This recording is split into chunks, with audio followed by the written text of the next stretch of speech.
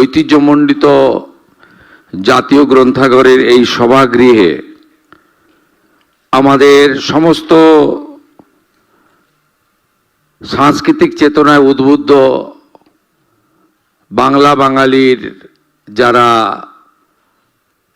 ঐতিহ্যকে বহন করে নিয়ে চলেছেন, সমস্ত বুদ্ধিজীবী, শিক্ষাবিদ, ভাষাবিদ, ঐতিহাসিক, অধ্যাপক, শিক্ষক, সাংস্কৃতিক কর্মী এবং আগামী প্রজন্মের নেতা ছাত্রছাত্রীদের आंतरिक शुभेच्छा एवं अभिनंदन जानाई। मैं मेरा दिल से आभार प्रकट कर रहा हूं भारत सरकार की गृह और सहकारिता मंत्री, देश की नेता और पश्चिम बंगाल को नवनिर्माण के लिए जिन्होंने हम लोग को पूरा मदद कर रहा है, मैं अमित शाह जी को पश्चिम बंगाल सरकार की ओर से वंदन करता हूं, नमन करता हूं और आभार प्रकट करता हूं। আমার সাথে আছেন এই রাজ্যের অত্যন্ত কৃতি মানুষ, শিক্ষাবিদ এবং লেখক, পদ্মশ্রী, পদ্মভূষণ পুরস্কার প্রাপ্ত আমাদের রাজ্যের অর্থমন্ত্রী ডক্টর স্বপন দাশগুপ্ত, ওনাকে আমি শ্রদ্ধা জানাই, সম্মান জানাই। রাজ্যের অন্যতম গুরুত্বপূর্ণ ক্যাবিনেট মন্ত্রী এবং যার হাতে জনশিক্ষা প্রসার এবং লাইব্রেরি ডিপার্টমেন্ট রয়েছে, মান্যবর গৌরীশঙ্কর ঘোষ মহোদয়, তরুণ নেতা, তাকেও সম্মান জানাচ্ছি। I'd like to convey my best wishes to Mr. Govinda Mohan ji, Mr. Vivek ji, Mr. Monish ji. They are the very senior official government of India. Please accept my best wishes from the core of my heart.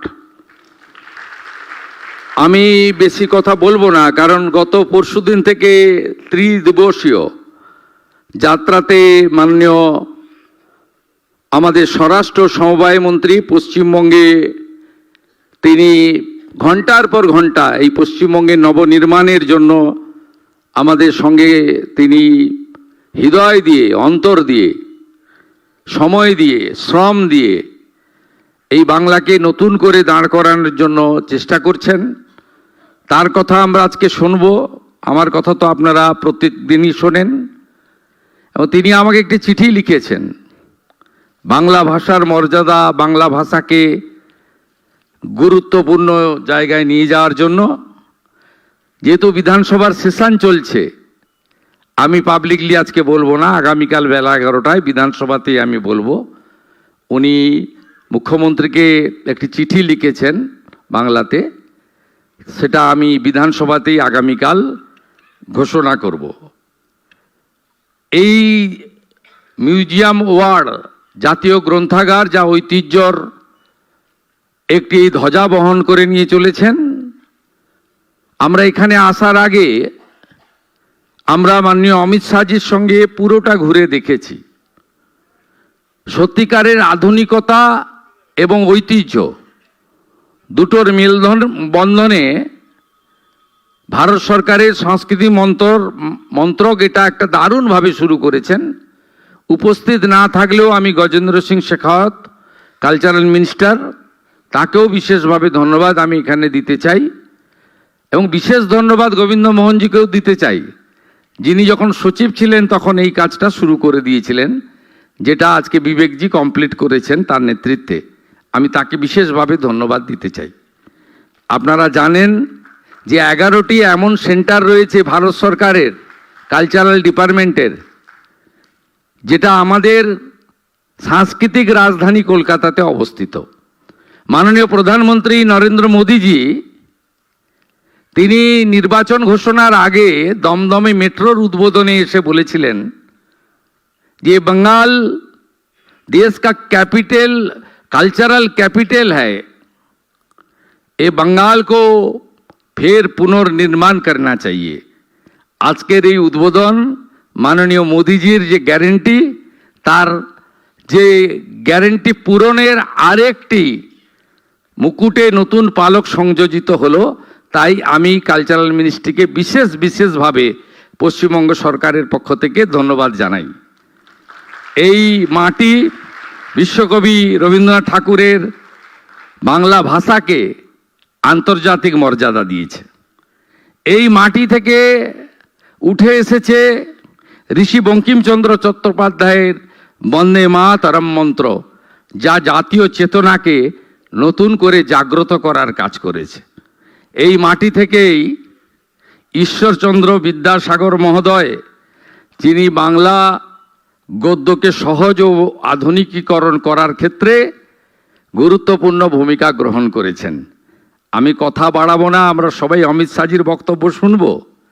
আমি শুধু নতুন রাজ্য সরকারের জনতা জনার্দনের আশীর্বাদ নিয়ে যে রাজ্য সরকার তৈরি হয়েছে, যে রাজ্য সরকার মোদিজির কথাতে বিকাশ ভি হোগা বিরাসত ভি হোগা, এই বিরাসতের অন্যতম অঙ্গ হচ্ছে আমাদের ঐতিহ্যকে ধরে রাখা, ঐতিহ্যকে এগিয়ে নিয়ে যাওয়া। আমরা বর্তমান সরকার গ্রন্থাগারের আধুনিকীকরণ, ভাষা সাহিত্য সংস্কৃতির সংরক্ষণের ক্ষেত্রে অঙ্গীকারবদ্ধ। আমরা সাহিত্য উৎসব, বইমেলা, লোকসংস্কৃতির বিকাশ এবং বিশেষভাবে ভারত সরকার পাণ্ডুলিপি সংরক্ষণের জন্য সমস্ত রাজ্যগুলোকে নির্দেশ দিয়েছিল। বিগত রাজ্য সরকার তা গ্রহণ করেনি। আমরা মাত্র 2 মাসের মধ্যে ভারত সরকারের এই নির্দেশ গ্রহণ করে আমরা মনে করেছি এটা প্রাসঙ্গিক, এটা প্রয়োজন, আগামী প্রজন্মকে আমাদের তাদের জন্য সংরক্ষণ প্রয়োজন। পাণ্ডুলিপি সংরক্ষণের কাজও আমরা শুরু করেছি।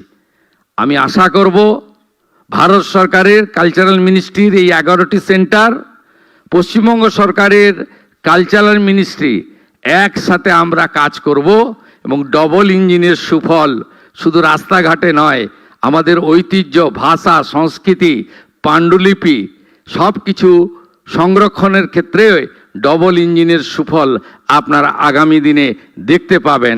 তার শুভযাত্রা শুরু হলো অমিত শাহজির হাত ধরে। সবাই ভালো থাকুন। বন্দে মাতরম। জয় হিন্দ। बहुत बहुत आभार माननीय मुख्यमंत्री श्री शुभेंदु अधिकारी जी का। देवी सज्जनों, पश्चिम बंगाल में नवयुग की स्थापना में हम सब के मार्गदर्शक माननीय केंद्रीय गृह एवं सहकारिता मंत्री महोदय से विनम्र अनुरोध है, आप सबके करतल ध्वनि के साथ ये अनुरोध है कि वे इस अवसर पर अपने संबोधन से हम सबको कृतार्थ करें। माननीय केंद्रीय गृह एवं सहकारिता मंत्री महोदय।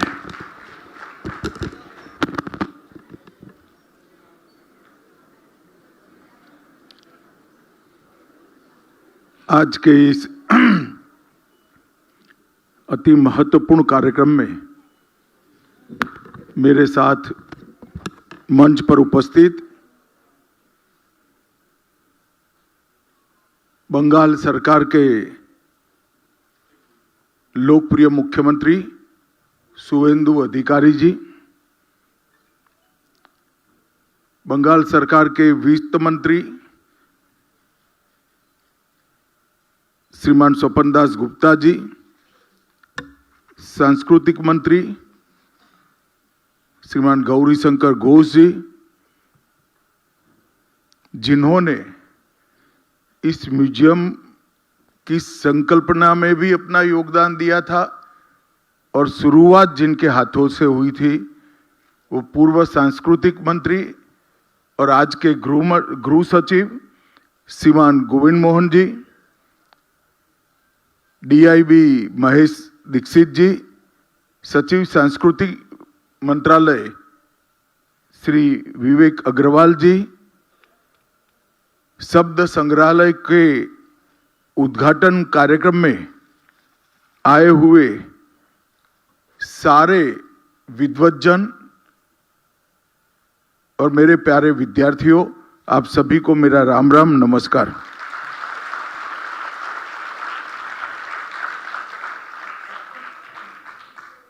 आज एक प्रकार से देश भर की भाषाओं के लिए और देश की संस्कृति के लिए बहुत बड़ा दिन है क्योंकि आज देश के प्रधानमंत्री नरेंद्र मोदी जी ने देश के सांस्कृतिक पुनरुत्थान का जो संकल्प लिया है, उसका महत्वपूर्ण पड़ाव आज पार कर रहे हैं। किसी भी देश की, किसी भी प्रदेश की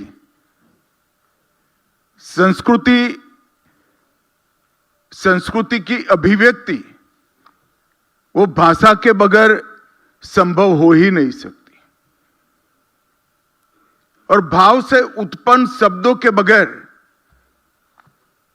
भाषा बन ही नहीं सकती है। जब तक हमारी आने वाली पीढ़ियां, मेरे सामने बैठे हुए विद्यार्थी बच्चे, भाषा शब्द से बनती है, शब्द भाव से उत्पन्न होता है, और भाषा से संस्कृति बनती है, संस्कृति की अभिव्यक्ति होती है। ये यात्रा को नहीं जानेंगे तब तक इस देश का सांस्कृतिक पुनरुद्धार हो ही नहीं सकता। तो सांस्कृतिक पुनरुत्थान का एक मूल कमी इस शब्द संग्रहालय पूरी करेगा, इसका मुझे पूरा विश्वास है, और वो अपने उद्देश्य में सफल भी होगा।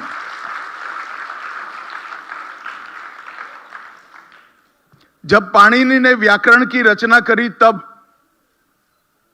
उनके किसी शिष्य से संवाद में कहा, शिष्य ने पूछा कि इतना बड़ा ग्रंथ व्याकरण का, इतना बड़ा स्ट्रक्चर आप व्याकरण का बना रहे हैं, उद्देश्य क्या है? तब उन्होंने कहा था, मनुष्य के भाव से शब्द की उत्पत्ति होती है, व्याकरण शब्दों को बांधता है, शुद्ध भावपूर्ण उच्चारण वो वाक्य को अर्थ देता है, और अर्थ दिए हुए वाक्यों का समूह भाषा की संरचना करते हैं, और भाषा सालों तक संस्कृति की वाहक बनकर सभी जीवों का कल्याण करती है। और आज इस शब्द म्यूजियम में पाणिनि के व्याकरण के भी रचना के पूरे चरित्र को बहुत अच्छे तरह से दर्शाया गया है। मित्रों, हम तो इस देश के वासी हैं जहां ऋग्वेद में कहा गया, सभी दिशाओं से हमारे पास कल्याणकारी और शुभ विचार आते रहे, जो किसी से दबे नहीं, जिन्हें कोई बाधित न कर सके, और हम नई ऊंचाइयों के ऊपर वो विचारों के आधार पर हमारे समाज जीवन को ले जाएं। हमारे यहां संकुचितता का कोई भाव उत्पन्न हो ही नहीं सकता, क्योंकि हमारे विचारों की पद्धति में ही संकुचितता व्याप्त नहीं है। हम जब भूमि पूजन करते हैं, शांति मंत्र का उच्चारण करते हैं, तो पशुओं में भी शांति की कामना करते हैं, वनस्पति में भी शांति की कामना करते हैं, यहां तक कि ब्रह्मांड में भी शांति की कामना करते हैं। संकुचितता ये भारतीय संस्कृति का कदापि चिन्ह नहीं बन सकती, परंतु हमारा जो है इसको आगे बढ़ाना, उसमें शर्म नहीं होनी चाहिए। विशाल विचार, विशाल हृदय की व्याख्या इस तरह से कर दी गई कि हम दूसरों में गौरव लेते हो गए, हमारे को हम भूल गए। मैं मानता हूं कि शब्द म्यूजियम हमारी भाषाएं, हमारी संस्कृति, उसको चिरकाल तक हमारी आने वाली पीढ़ियों को शिक्षित भी करेगा, इससे संस्कृति का परिचय भी कराएगा, और उनको जीने का रास्ता भी सिखाएगा। हमने कभी विचारों पर पहरा नहीं लगाया। श्रुति के साथ संवाद हुआ, दर्शन के साथ शास्त्रार्थ हुआ, और परंपराओं के साथ हमने निरंतर नवाचार को स्वीकारा है। और आज जब मैं पूरा म्यूजियम देखकर आया हूं, तब ओमकार से लेकर, शब्द की रचना से लेकर, व्याकरण की रचना से लेकर, श्रुति स्मृति से लेकर पांडुलिपियों और शिलालेखों से लेकर प्रिंटिंग मशीन तक ये पूरा म्यूजियम शब्द की यात्रा को वर्णित करता है। मेरा संस्कृति सचिव जी से निवेदन है कि इसको अब आप कंप्यूटर और एआई तक भी पहुंचा दीजिए, जिससे हमारी भाषाएं पूर्णतया स्वीकृत हो जाए। हमने नवाचार से कभी परहेज नहीं किया, भागे नहीं है। हम ऐसे लोग हैं जो कुछ भी शुभ आया इसको स्वीकार किया और हमारे शुभ के साथ मिलाकर शुभ का प्रभाव बड़ा बड़ा बड़ा करते गए। और इसी तरह से हमारी ये सांस्कृतिक यात्रा इतने सारे विघ्नों के बाद भी आज दुनिया के आगे हिमालय की तरह अटल खड़ी है और हिमालय की ऊंचाइयों को भी प्राप्त करी है। आज इस शब्द संग्रहालय भारत की बहुभाषी चेतना, ज्ञान परंपरा और जन स्मृति का एक प्रकार से सुंदर शब्दांकन करने वाला ये संग्रहालय बना है। इसका मुझे बहुत बहुत संतोष है। एक मस्त मोटी अमाउंट इसके पीछे खर्च की है, मगर मैं मानता हूं कि बहुत कम बजट है।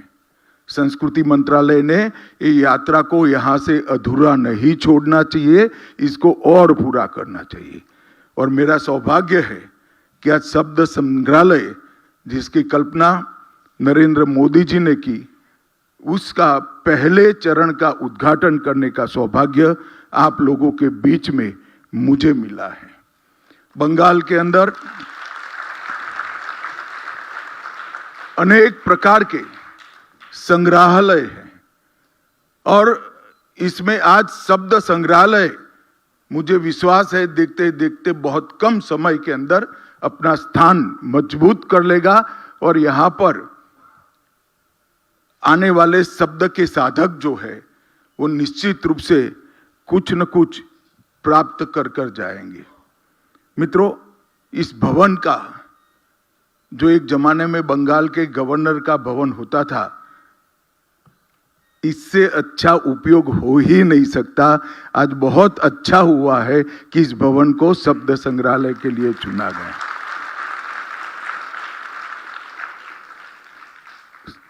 सामान्य संग्रहालयों में जब उसकी रचना होती है, संकल्पना होती है,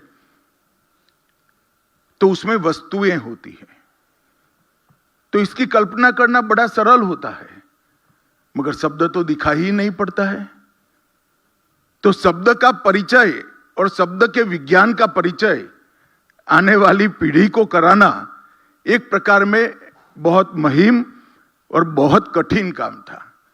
मगर मैं संस्कृति मंत्रालय के दोनों सचिव, पूर्व सचिव और अभी के सचिव, और हमारे गजेंद्र सिंह शेखावत मंत्री जी को भी बहुत बहुत साधुवाद देना चाहता हूं कि उन्होंने शब्द को बहुत अच्छे परिचय के साथ इस संग्रहालय में बांध कर रख दिया है। शब्दों को कोई बांध नहीं सकता, मगर मैं मानता हूं शब्द के विज्ञान को इस संग्रहालय ने बांध दिया है।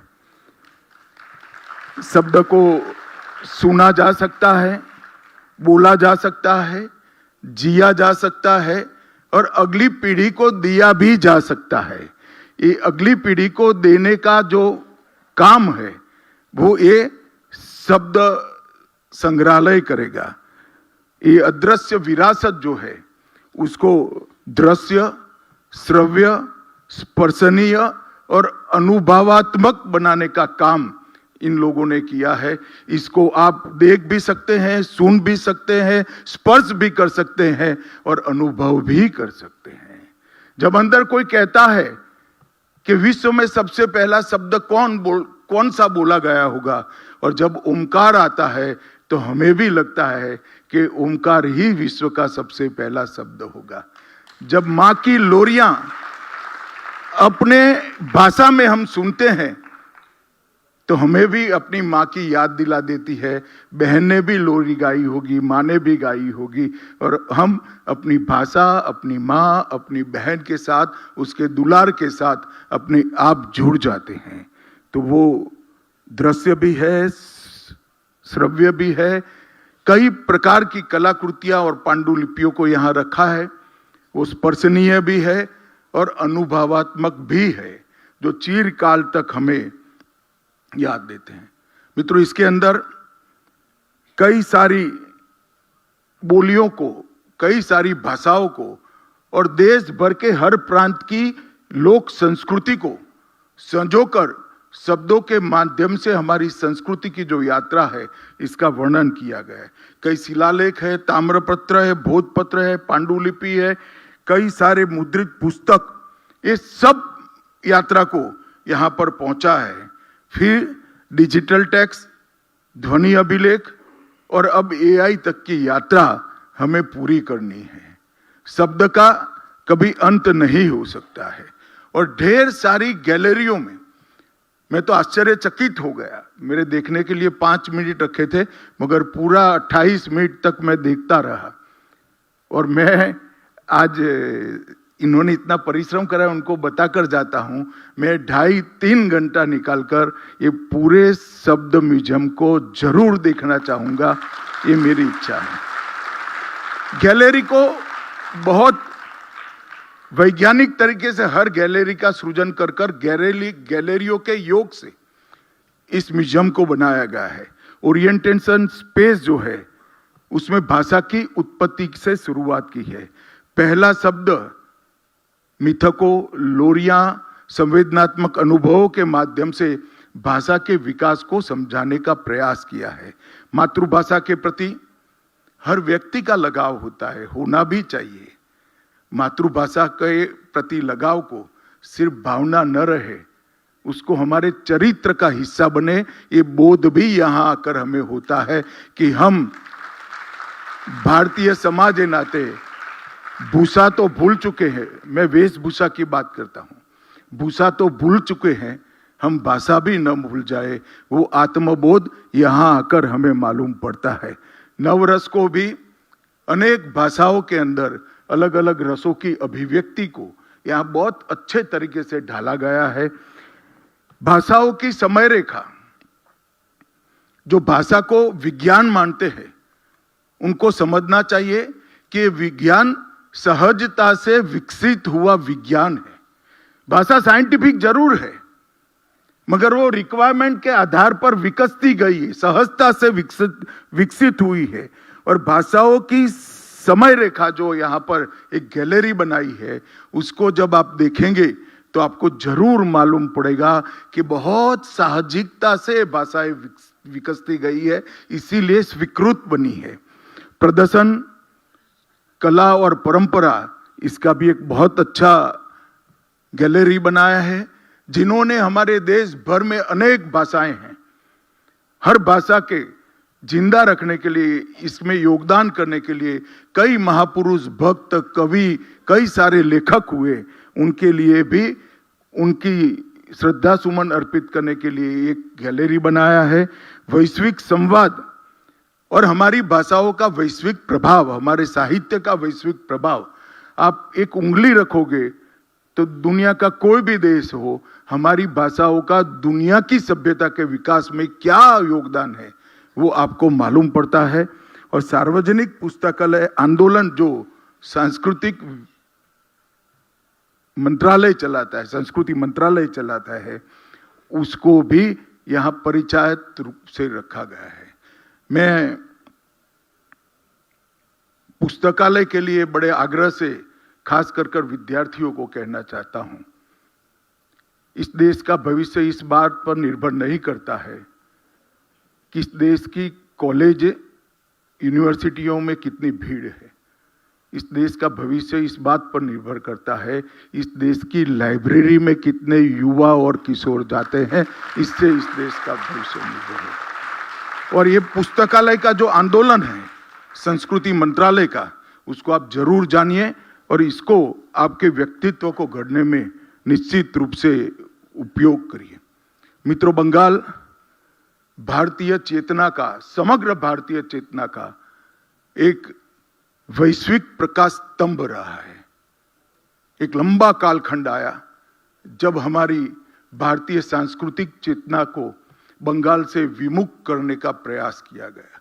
संकुचित विचारधाराएं, विदेश की विचारधाराएं, इन्होंने बंगाल को अपने देश और दुनिया को योगदान करने की क्षमता को क्षीण कर दिया। ये बंगाली है जहां महर्षि अरविंद जन्मे थे, जहां विवेकानंद और रामकृष्ण जन्मे थे, जहां चैतन्य महाप्रभु हुए थे। ये बंगाल ने ही सबसे अच्छे वैज्ञानिक, सबसे अच्छे साहित्यकार, सबसे बड़े क्रांतिकारी वीर सुभाष बाबू को देने का काम किया था। ये बंगाली है जो हमेशा देश से 5 दशक आगे रहकर देश का मार्गदर्शन करता था। मुझे पूरा विश्वास है अब समय आ गया है भारतीय चेतना के ये बौद्धिक प्रकाश स्तंभ को फिर से एक बार अपने पूरी शक्ति के साथ पूरे विश्व की चेतना को जगाने का, प्रकाश स्तंभ फिर से बनाने का। नरेंद्र मोदी जी के नेतृत्व में, शुभेंदु भाई के नेतृत्व में यहाँ जो परिवर्तन हुआ है, मुझे पूरा विश्वास है। मैं 9 सप्ताह से बंगाल सरकार की एक एक गतिविधि को देख रहा हूं। बंगाल देखते देखते देखते भारतीय चेतना का प्रकाशमय प्रकाश स्तंभ बन जाएगा, इसका मुझे पूरा विश्वास है। ये बंगाल ने ईश्वर चंद्र विद्यासागर, स्वामी विवेकानंद, बंकिम चंद्र चट्टोपाध्याय जी, रविंद्रनाथ ठाकुर, कई सारे ऐसे महापुरुष दिए जिन्होंने भारतीय चेतना को आगे बढ़ाया। और भारत को समझना है तो महर्षि अरविंद को पढ़े बगैर आप भारत को समझ ही नहीं सकते हैं। वो महान व्यक्ति ने भारत के भूतकाल को भी लिखा, वर्तमान को भी लिखा और भविष्य को भी चिन्हित कर कर नई पीढ़ी के सामने रख दिया। और महर्षि अरविंद की ही वाणी है कि एक दिन भारत माता निश्चित रूप से विश्व गुरु के स्थान पर पुनः प्रस्थापित होगी और पूरे विश्व को अपना सबसे अच्छा देने का प्रयास करेगी। मित्रों, यहां पर जब मैं आया हूं तब युवा पीढ़ी को खास कहना चाहता हूं कि शब्द को समझिए, भाषा को समझिए, उच्चारणों को शुद्ध कर दीजिए और व्याकरण को आत्मसात कर कर आपकी अभिव्यक्ति को प्रभावशाली बनाइए। वो समाज में आपकी स्वीकृति को अनेक गुना बढ़ा देगी, ये मेरा अनुभव है। मित्रों, आज हर्ष का विषय ये भी है कि जब पूरा देश वंदे मातरम का 150वां वर्ष मना रहा है, तब इस शब्द संग्रहालय का उद्घाटन हो रहा है। यहां मंच पर खड़े रहकर वंदे मातरम का पूरा गान हम सुनते हैं, तब हमें मालूम पड़ता है कि भारत माता के प्रति मेरा भाव क्या होना चाहिए। और ये इतने बड़े बोध से आजादी के 76-77 साल तक देश अनजान रह गया। आज हर स्कूल में वंदे मातरम पूरा गाया जाता है। इससे बड़ा वर्ष कोई हो ही नहीं सकता। और उसी वर्ष में शब्द संग्रहालय की स्थापना हुई है। मोदी जी ने 2024 में बांग्ला को शास्त्रीय भाषा का दर्जा दिया। ये भाषा का शास्त्रीय भाषा का दर्जा बांग्ला को मिलना एक कब से ड्यू था, उसको भी मोदी जी ने समाप्त करा। और श्यामा प्रसाद मुखर्जी का भी 125 साल समाप्त हुआ है। और श्यामा प्रसाद मुखर्जी ही थे जिन्होंने कलकत्ता विश्वविद्यालय में जब वो युवा कुलपति बने तब कवि गुरु टैगोर से दीक्षांत संबोधन कराया था। और पूरी भारत की यूनिवर्सिटियों में अंग्रेजी के कालखंड में पहला बांग्ला भाषा में दीक्षांत प्रवचन श्यामा प्रसाद मुखर्जी जी ने कविवर टैगोर से कराया था। और मित्रों, आज बंगाल फिर से सोनार बांग्ला बनने की दिशा में आगे बढ़ा है। मैंने शुभेंदु जी को बहुत भाव के साथ एक पत्र लिखा है, जो मेरे मन के भाव थे वो एक पत्र में लिखे हैं। मुझे आशा है कि शुभेंदु जी जरूर ये बात को पूरी भी करेंगे और गुरुवर टैगोर का ये जो स्वप्न है उसको भी पूरा करेंगे। मित्रों, हमने कई सारे हमारे महर्षियों ने शब्द के लिए बहुत कुछ कहा है, मगर मैं कहना नहीं चाहता, बड़ा समय हो गया है, मगर भाषा के लिए मैं जरूर कुछ कहना चाहता हूं। मनुष्य समझता है कि भाषा को हमने बनाया है।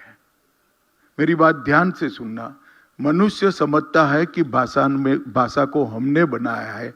मैं मानता हूं कि भाषा ने मनुष्य को बनाया है, मनुष्य बनाया है। हर एक में जीव होता है, मगर वो मनुष्य तब होता है जब भाव जागरूक होता है, और भाषा ही भाव को जागरूक करती है। ये भाषा का जो मूल है वो शब्द है और अपनी भाषा के शब्द है। ये दोनों को ये शब्द म्यूजियम आगे बढ़ाएगा। मित्रों, मैं आज यहाँ आया हूँ तब एक बात भी कहना चाहता हूँ। 5 सूत्र भाषा के लिए मैं हमेशा से इसका आग्रही रहा हूँ, आज बताना चाहता हूँ। परिवार की भाषा ही पहली पाठशाला बननी चाहिए। माँ की भाषा में ही बच्चे ने पढ़ना चाहिए। विद्यालय और विश्वविद्यालय कॉपी करने से और अनुवाद करने से आगे निकलकर मौलिक चिंतन करने का केंद्र बने, तो ही हम सृजन में अपना योगदान दे सकते हैं।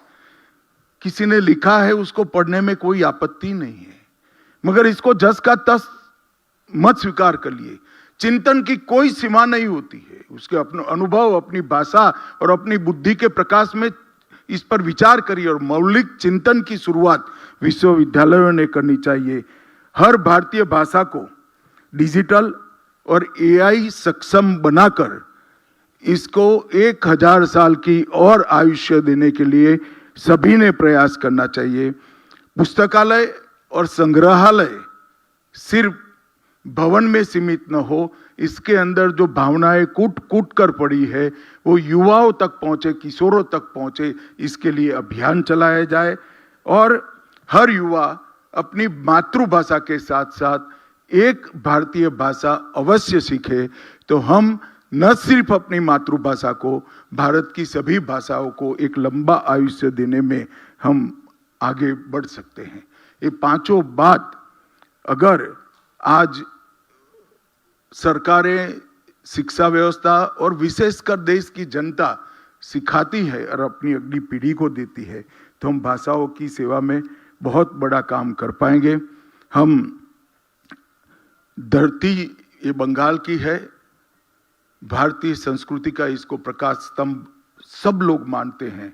यहीं से आज संकल्प करें कि शब्द से संस्कृति को हम ताकतवर से विकसित, पूर्ण विकसित भारत हम 2047 में बनाकर हमारा स्वप्न पूरा करेंगे, भारत माता को विश्व गुरु के स्थान पर रखने का। और मैं मानता हूं इसकी नींव ये शब्द संग्रहालय बनेगा। इसका एक बहुत बड़ा उपकरण ये शब्द संग्रहालय बनेगा। हृदय से ये दोनों सचिवों को मेरी अनंत अनंत शुभकामनाएं और धन्यवाद का भाव है। कल्पना होती है, इसको चरितार्थ करना भी बड़ी बात है। मोदी जी ने देश के सामने, देश की सरकार के संस्कृति मंत्रालय के सामने एक उत्तुंग कल्पना रखी कि शब्दों का एक म्यूजियम बने और इसकी अभिव्यक्ति ऐसी हो जो शब्द का परिचय साहजिकता से हर व्यक्ति को करा सके, हर नागरिक को करा सके। उसको आप दोनों ने मिलकर चरितार्थ किया है। मेरी अनेक अनेक शुभकामनाएं। वंदे मातरम।